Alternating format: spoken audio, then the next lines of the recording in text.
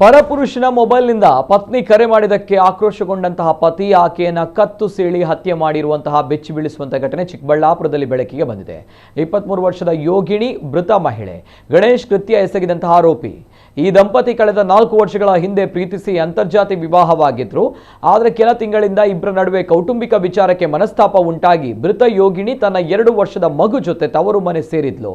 ನಿನ್ನೆ ಯೋಗಿಣಿ ಕೆಲಸಕ್ಕಾಗಿ ಖಾಸಗಿ ಕಂಪನಿಗೆ ಇಂಟರ್ವ್ಯೂಗೆ ಹೋದ ವೇಳೆ ಗಣೇಶನಿಗೆ ಬೇರೊಬ್ಬನ ಫೋನ್ನಿಂದ ಕರೆ ಮಾಡಿದ್ದಾಳೆ।